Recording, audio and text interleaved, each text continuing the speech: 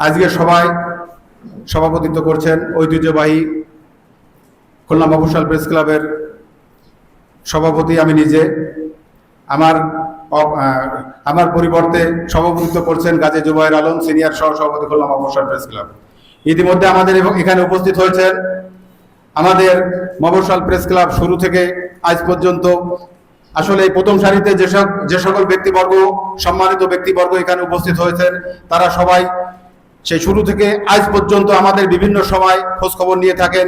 আমাদের সংগঠন কিভাবে চলছে, কিভাবে চলবে, আমাদের দিক নির্দেশনা স্বরূপ তারা বক্তব্য দিয়ে থাকেন বা পরামর্শ দিয়ে থাকেন।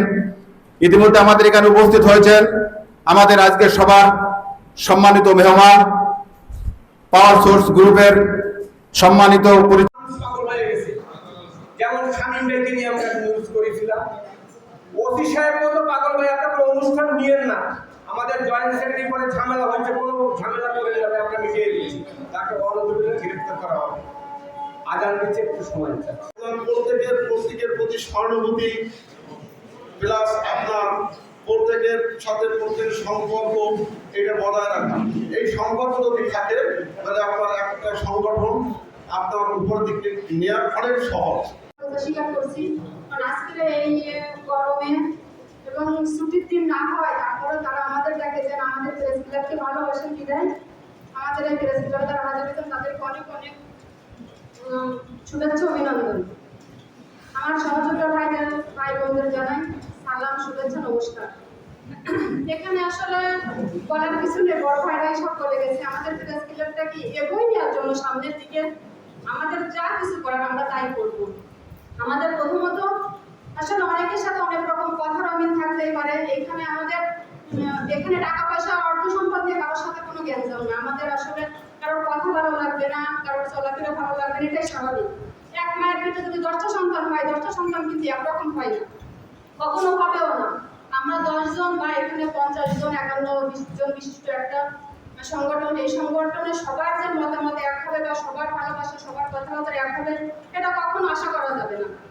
সবাই ভিন্ন ধরনের থাকবে, তার ভিতর থেকে আমাদের এই সংগঠনটাকে পরিচালনা করতে হবে এবং এগিয়ে নিয়ে যেতে হবে।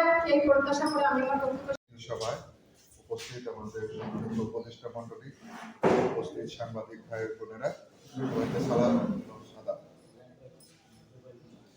সর্বপ্রথম আমি নিজেকে আপনাদের কাছ থেকে একটু ক্ষমা চাইছি, কেননা আমি দুদিন ধরে বেশ লেটে ঘুমাইতে হচ্ছে।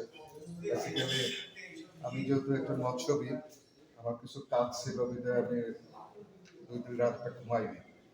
কালকে রাত্রে যা ঘুমাইছি কেমন যেন 11টাই বেজে গেছে আমার, এই কারণে দেরি হয়েছে, নাহলে আমি কখনো প্রোগ্রামে দেরি করি না।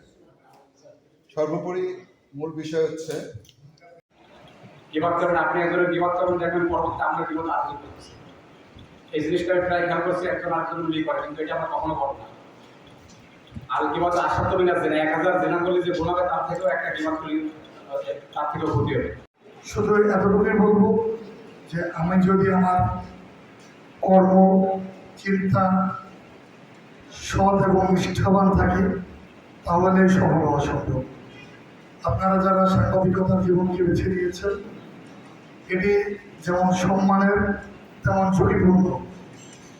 অবশ্যই সমাজে ভালো কাজ করতে গেলে সবসময় ভাবা পাওয়া যায় না, অনেক সময় তিরস্কৃত হতে হয়।